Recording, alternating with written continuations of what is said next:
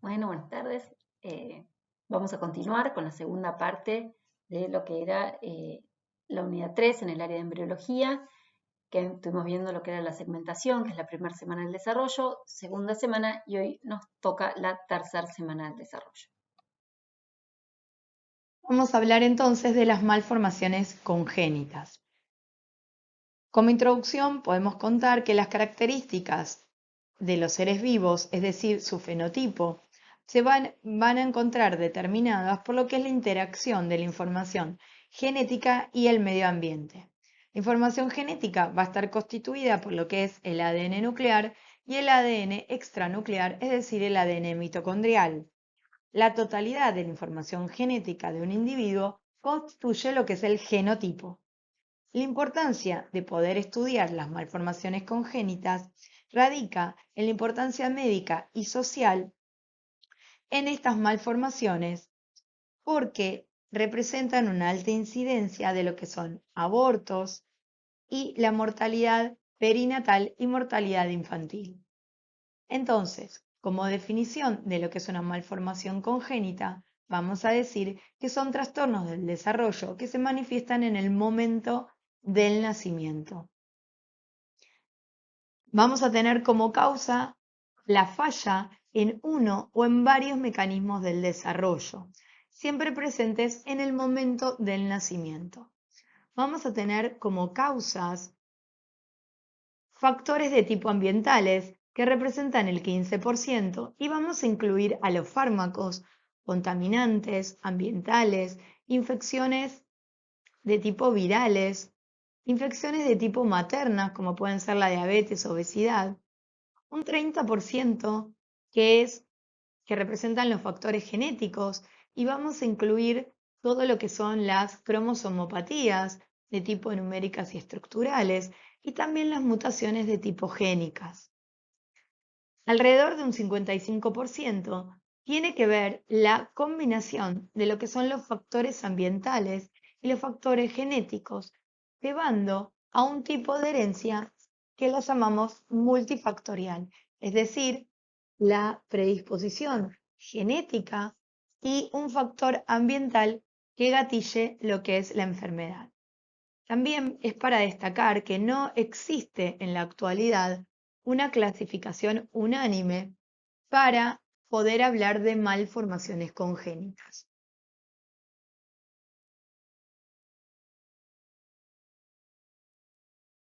Para hablar de malformaciones, vamos a contar que un embarazo a término es un embarazo que vamos a contar desde el día 0 hasta la semana 38.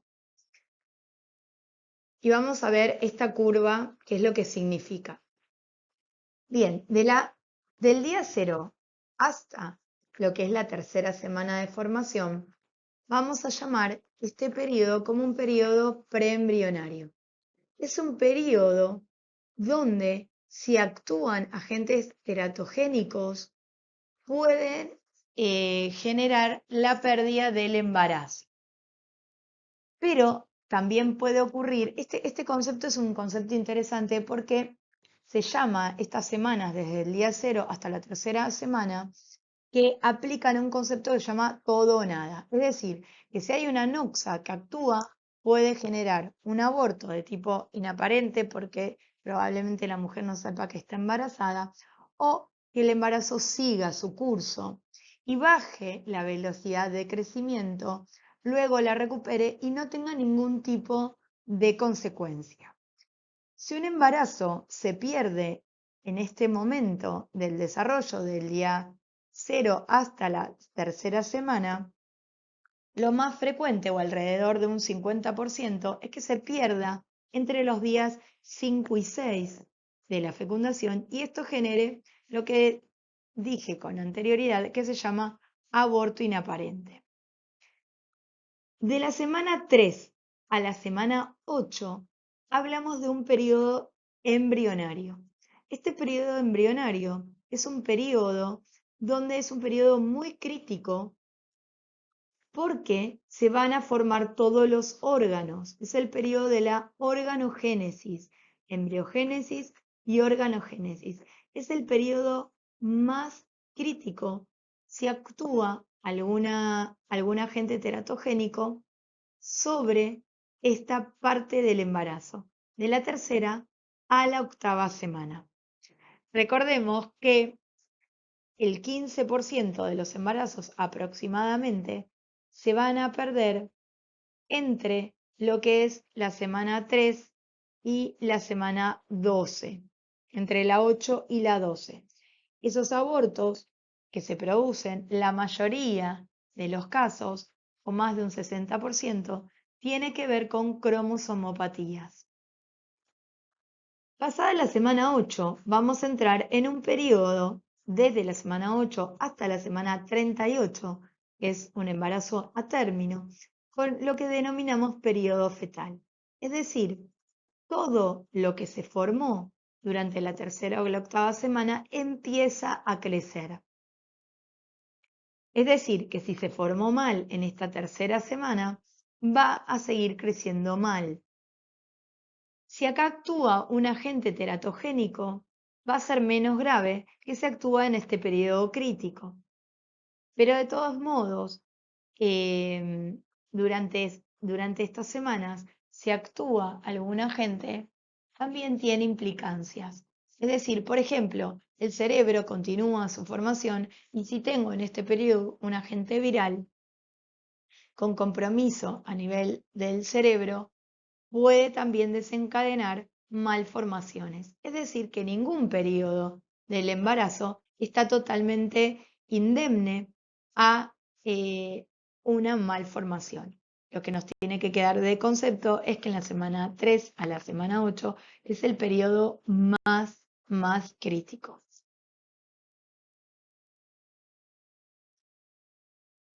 La teratología es la rama de la ciencia de la medicina que estudia lo que son las causas, los mecanismos y los patrones en la alteración del desarrollo embrionario.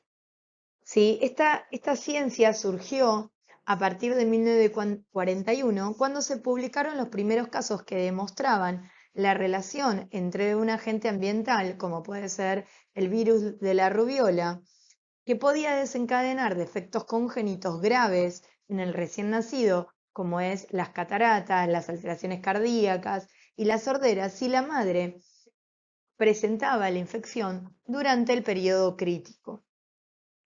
Otra droga que llevó también a la formación de esta ciencia fue la talidomida, un poquito después, en 1951, cuando se demostró la relación entre las madres que consumían talidomida en el embarazo, que se daba como un antiemético para evitar lo que eran las náuseas y los vómitos, sobre todo en el primer trimestre, y los niños que nacían, los recién nacidos, nacían con malformaciones en los miembros.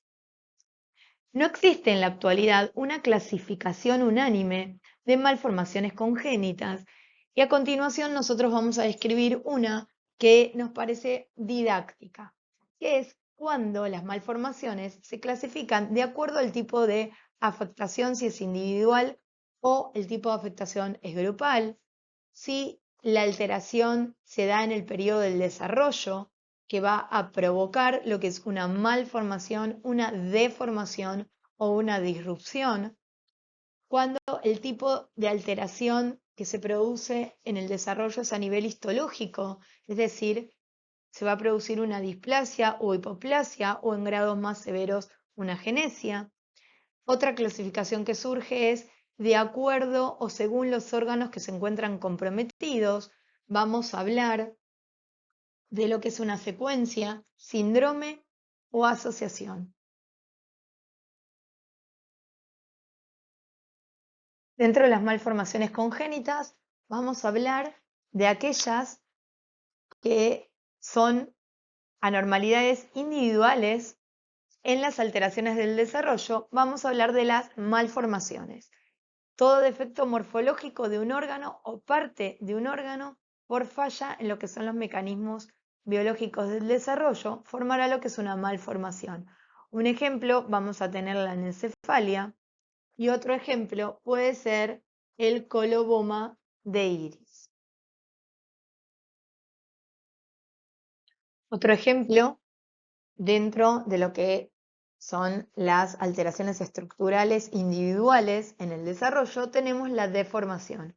La deformación es el resultado de las fuerzas mecánicas que van a moldear una parte del feto por un periodo prolongado. Generalmente pueden afectar lo que es el músculo esquelético y en la vida postnatal pueden revertir. Un ejemplo puede ser el oligohidramnios. Otro ejemplo puede ser algún tumor en el útero que produce alguna deformación a nivel de los miembros inferiores del feto, produciendo lo que es un pie equino.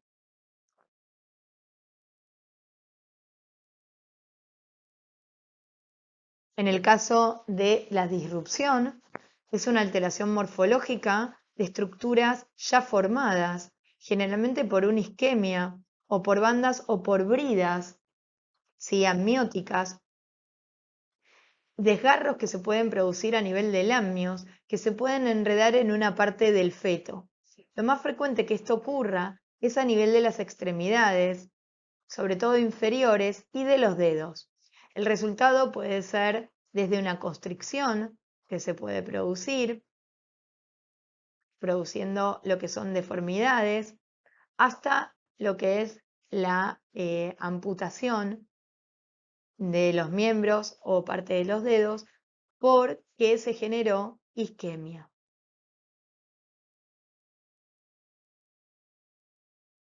Con respecto a la displasia, es otro ejemplo y habla de una organización anómala de las células del tejido, es inespecífica desde el punto de vista etiológico, y un ejemplo que podemos citar es la displasia ectodérmica congénita, y en esta imagen podemos ver la malformación de los dientes.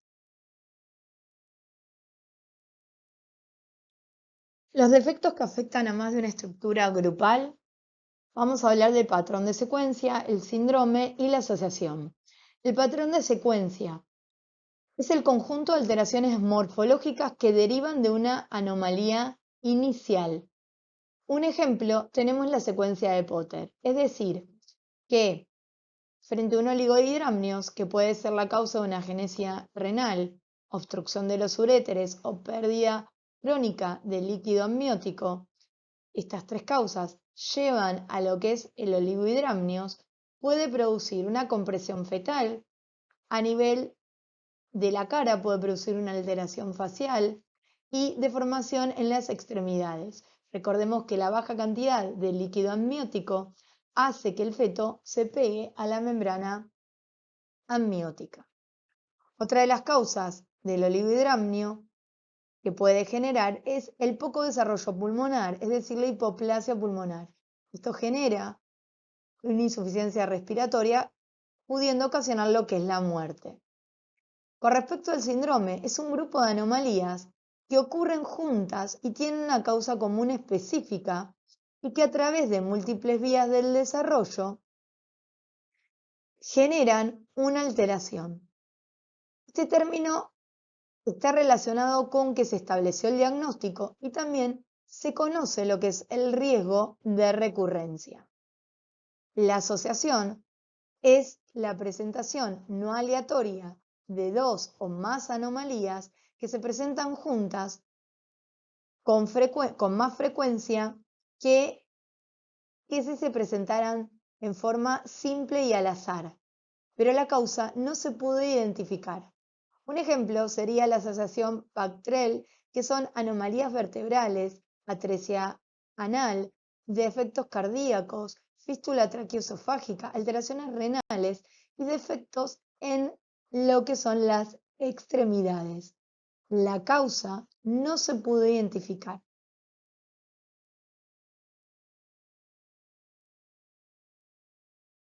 Los agentes teratogénicos son las causas que afectan a los mecanismos del desarrollo, produciendo malformaciones cuando las estructuras se están formando. Esto puede ocurrir antes del embarazo o durante el embarazo. Si esto ocurre antes del embarazo, va a afectar el material genético de las células germinativas. Si hay fecundación, se afectará a las células germinativas y a las células somáticas. Al afectar a las células germinativas, va a afectar a lo que es la descendencia. En cambio, si se produce la afectación de un agente teratogénico durante el embarazo, se afectará a las células somáticas y no se afecta a la descendencia.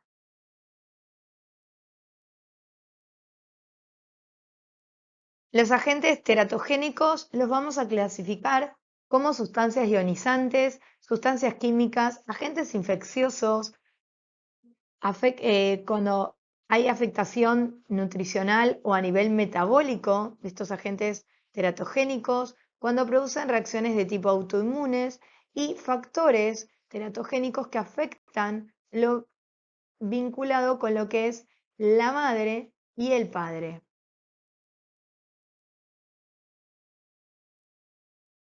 Las radiaciones ionizantes van a generar la apoptosis de las células en proliferación, sobre todo rápida, y va a depender esta muerte celular de la cantidad de dosis y en el momento que se encuentre del desarrollo.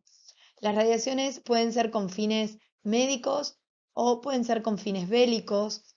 En las radiaciones nucleares recibidas por las bombas atómicas en Japón, en Hiroshima y Nagasaki, y también en la explosión del reactor nuclear en Chernobyl, generaron en un porcentaje alto, alrededor de un 30 o un 40% en los recién nacidos, microcefalia, retraso psicomotor, y en un porcentaje de un 25 o un 30% generaron abortos espontáneos. Con respecto a los rayos X, pueden provocar abortos, también pueden provocar microcefalias, espinas bífidas, fisuras palatinas, anomalías en las extremidades y retraso en el crecimiento. Bueno, vamos a hablar de la talidomida. La talidomida es una droga que se comprueba que atraviesa lo que es la placenta y provoca defectos congénitos. Se utilizaba para lo que eran las náuseas, lo habíamos contado, y generaba en el recién nacido cuadros de focomelias, amelias y meromelias, es decir, la ausencia total o parcial de las extremidades, con malformaciones cardíacas o atresias intestinales. En la actualidad, para indicar talidomida, que se indica en lo que son esquemas terapéuticos muy puntuales, cuando se fracasa con otros tratamientos anteriormente, como pueden ser para las aftas recurrentes a nivel de boca, a nivel de los genitales, para lo que es lupus eritematoso de tipo discoide con afectación más en la piel, o pruridos actínicos, siempre refractarios a otros tratamientos. Se le da al paciente lo que es un consentimiento informado, se le explica que no puede quedar embarazado bajo ninguna circunstancia. Y además, si son mujeres en edades fértiles, se les indica un anticonceptivo. En este consentimiento informado debe firmar el médico, así como el paciente, que entiende que no puede quedar embarazado y que tiene que utilizar anticonceptivos para evitar el riesgo de un posible embarazo. Por ejemplo, la talidomida está sujeta a un programa que es específico y puntual de lo que es farmacovigilancia, en lo que es ADMAT, que controla todo lo que son las drogas y los efectos adversos de lo que son las drogas, y lleva este programa de farmacovigilancia intensivo que cualquier reporte frente a algún efecto adverso no descripto tiene que ser reportado a este sector de lo que es farmacovigilancia. Es decir, que en la actualidad este fármaco se indica, pero bajo un control estricto, ¿sí?, de lo que es el personal médico y de lo que es el Estado, lo que es ADMAT. Sustancias químicas, ¿cómo pueden ser la isotretinoína? La isotretinoína es una droga que se utiliza para lo que es el acné y puede generar malformaciones cardíacas, tetralogía de Fallot, transposición de grandes vasos, paladar hendido, defectos a nivel de los miembros, alteraciones a nivel del sistema nervioso. Fíjense, por ejemplo, lo que es un prospecto de la isotretinoína, donde se hace un recuadro sobre el embarazo, que está totalmente contraindicado, el embarazo en los pacientes que están tomando la isotretinoína, es decir, que si uno le tiene que dar esta droga, lo tiene que asociar con anticonceptivos. Fíjense cómo se describe en el embarazo, ¿sí? En la lactancia. Esto es un prospecto. Con respecto a los anticonvulsivantes, como pueden ser el ácido valproico, la carbamazepina, ¿sí? El diazepam, pueden traer cardiopatías congénitas, alteraciones del sistema nervioso central, cierre en lo que es el tubo neural, generando lo que es una espina bífida, microcefalia, anomalías craneales, faciales, ¿sí? Los anticonvulsivos nuevos se han reportado casos que aumentan sobre todo la incidencia del labio leporino con o sin fisura palatina, sobre todo los anticonvulsivantes nuevos como son el topiramato, están reportados. Este es un prospecto que tenemos de carbamazepina, donde dice que existe la posibilidad y aumenta el riesgo de una espina bífida, malformaciones craneales. Fíjense todo lo que fuimos estudiando, cómo aparece en la práctica diaria y en los prospectos. Con respecto a los antibióticos tetraciclinas que también se pueden dar para el acné, entre otros usos, pueden generar defectos en los dientes, afectan lo que es el crecimiento de los huesos y el crecimiento de los huesos y el crecimiento dentario. La streptomicina es otro antibiótico que puede generar sordera. El alcohol. El alcohol dentro de las sustancias químicas, tanto el alcohol como la heroína y el LSD pueden generar desde abortos hasta bajo peso al nacer. ¿Qué características tienen los niños que nacen de madres que toman alcohol en el embarazo, madres alcoholistas? Son recién nacidos de bajo peso, tienen retraso en el crecimiento, alteraciones neurológicas y sobre todo características faciales bien específicas, como puede ser la micrognatia, el labio superior adelgazado, un filtro medio indistinguible, puente nasal hundido, también pueden presentar microcefalia, fisuras palpebrales cortas, ¿sí? Pliegues epicantos, son fases características de las mamás de las mamás alcoholistas. Con respecto a la cocaína, heroína y LSD, los que nos tiene que dar el concepto que es lo mismo que el alcohol, que pueden generar desde abortos hasta bajo peso al nacer, malformaciones faciales, alteraciones neurológicas y retraso mental.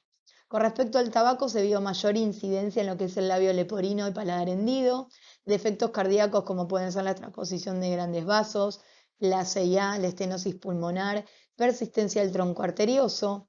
También en las madres tabaquistas se ve una restricción en el crecimiento intrauterino, puede desarrollar un parto de tipo prematuro, es decir, antes de las 38 semanas. Son niños que tienen mayor riesgo de bajo peso al nacer y se han reportado casos o alta incidencia de un síndrome de muerte súbita infantil. Estos pacientes tienen mayor predisposición a enfermedades respiratorias, infecciones respiratorias y asma.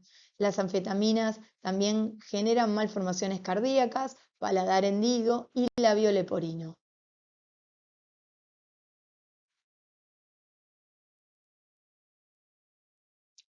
Con respecto a los agentes infecciosos de tipo virales, vamos a citar lo que es la rubiola, que si la infección materna de la rubiola se produce durante el primer trimestre, el recién nacido tiene un 50% de probabilidad de tener una malformación congénita. Si esto se produce durante el segundo trimestre, la probabilidad baja a un 25% de tener una malformación congénita. Y si se da en el último trimestre de embarazo, la probabilidad es alrededor de un 7%. ¿Qué tríada da la rubiola? Sordera, cataratas, microftalmias, y ductus arterioso persistente. Esta tríada la tenemos que recordar. Y en esta imagen vemos parte de un laboratorio, de un control que se le hace a la embarazada, donde se pide serología para diferentes virus, como puede ser citomegalovirus o virus de la hepatitis B, y en este caso la rubiola, donde se pide la inmunoglobulina M, que habla de infección aguda, que en este caso es negativa, y la inmunoglobulina G, que habla de infección pasada, que en este caso habla de que hay anticuerpos maternos probablemente por el tema de la vacunación.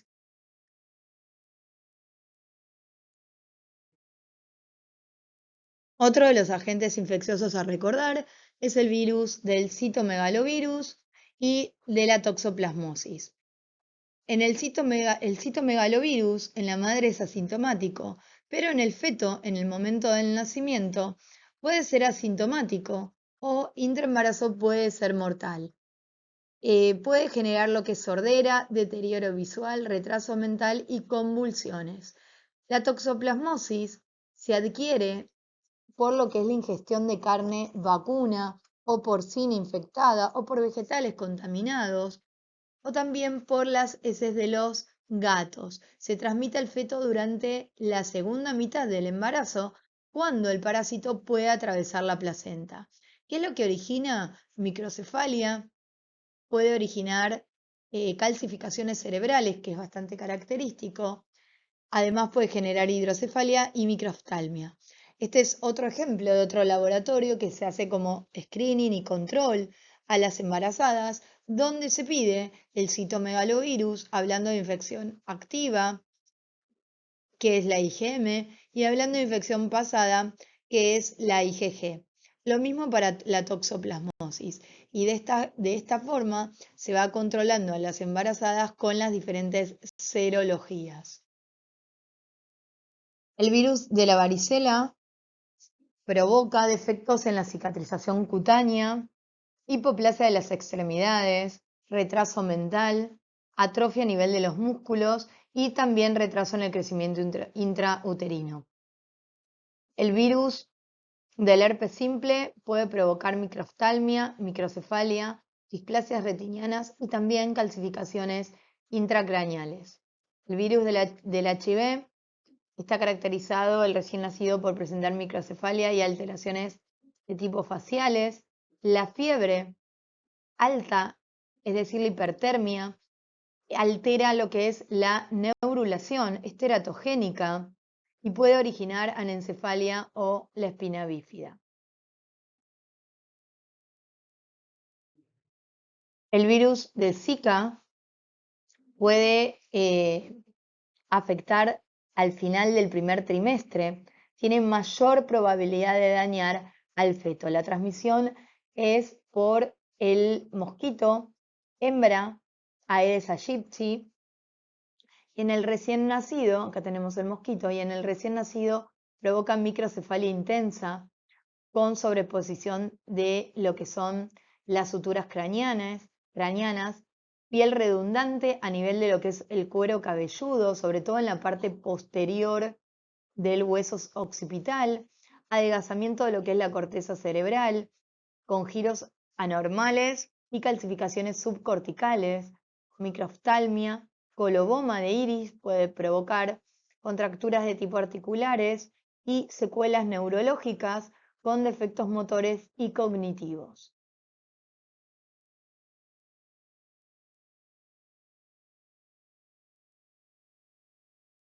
Otro agente infeccioso que podemos hablar es el Treponema pallidum. El Treponema pallidum es el agente etiológico de lo que es la sífilis.